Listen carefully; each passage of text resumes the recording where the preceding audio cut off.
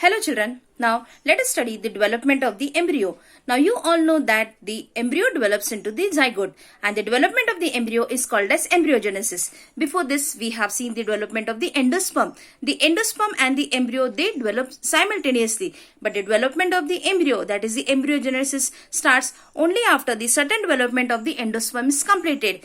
Now all this is called as post-fertilization changes because the embryo, that is the embryo developing from the zygote and the endosperm, they start developing only after the fertilization. So they are called as post-fertilization changes. Now let us study the embryogenesis. Embryogenesis, that is the development of the embryo. The embryo develops and it gets converted into the seed. Now let us see how this single cell embryo starts developing into the multicellular. Thus, the final result is ovary develops into the fruit and the ovule develops into the seed. Now, let us see how this seed is developed from the unicellular or single-celled cell. That single cell is called as zygote, and now this zygote starts developing into the embryo, and this whole process is called as embryogenesis. Now, let us study this embryogenesis in detail. Now you all know that the process of development of the embryo is called as embryogenesis, and this embryo develops at the micropylar end only after the certain amount of endosperm is formed. Now this is the post-fertilization change. Now after fertilization, the embryonic development begins.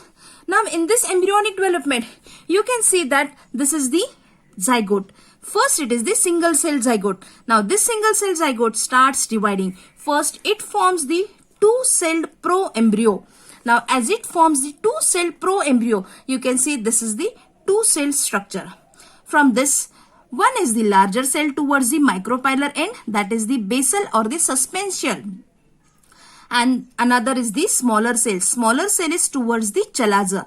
And this chalazal end, the terminal, it is called as the terminal or the embryonal initial cell. This is the embryonal initial cell denoted by E, and the basal bigger cell is called as suspensor initial cell. Now this suspensor initial cell, it again divides. It divides transversally in one plane to form the filamentous suspension. Here you can see it has formed the filamentous suspensor of 6 to 10 cells. Now first the suspensor cell towards the micropylar end becomes swollen. Here you can see it has become swollen. It has become swollen. It has become little bit bulge and it functions as the haustorium. The lowermost from all this lowermost again it becomes swollen and it is now known as hypophysis. Now this is known as hypophysis. Here you can see this is the lowermost and that is called as hypophysis. The suspensor helps in pushing the embryo in the endosperm. Now here you can see the single cell become double cell. Now it starts becoming multicellular. Now this whole arrangement is present here.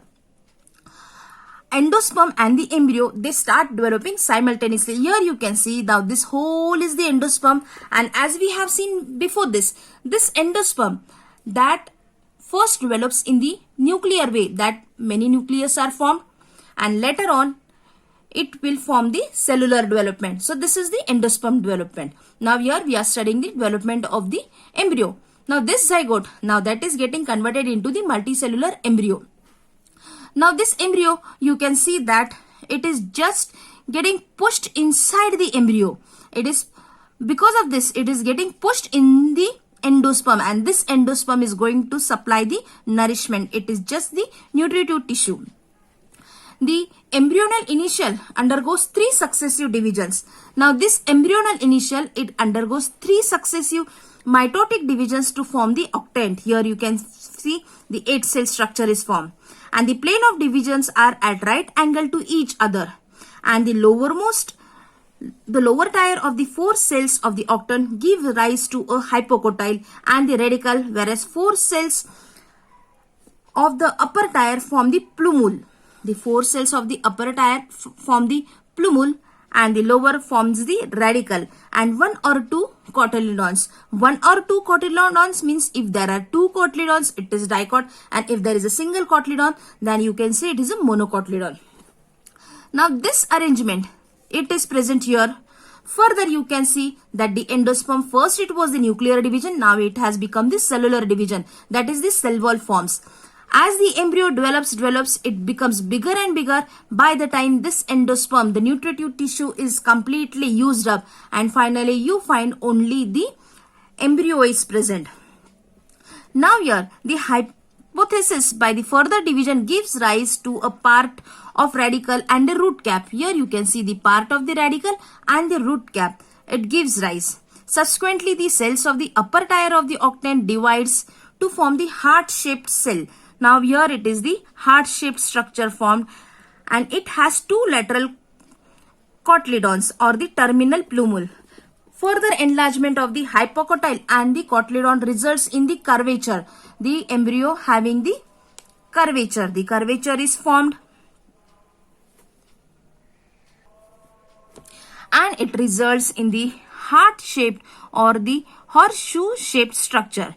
The embryo development is similar in both the dicots and the monocot. Here we have seen this is the dicot structure. Here it is same till the octant strength, and further there is some difference in case of monocot. Let us see that. Now in monocot, you can see that the embryo development is similar to the dicots, but in the monocot there is little difference, that is the single cotyledon is developed. As the single cotyledon is developed, it is the monocot, and it occupies the terminal position and the plumule is lateral. The single shield shaped cotyledon is called as scutellum. The single shield cotyledon is called as scutellum, and the protective sheet of the scutellum is the coleptile. The protective sheet outside this is the coleptile, and that of the radicle is the coleorhiza, and that of the radicle you can see this is the coleorhiza. Finally, the ovule is transformed into the seed and the ovary into the fruit. So here we have completed the process of embryogenesis. Embryogenesis, that is from the zygote the embryo is formed. We have seen the embryo of the monocot and the dicot. The embryo of the monocot having single cotyledon, and of the dicot it has two cotyledons. So this was all about the embryogenesis.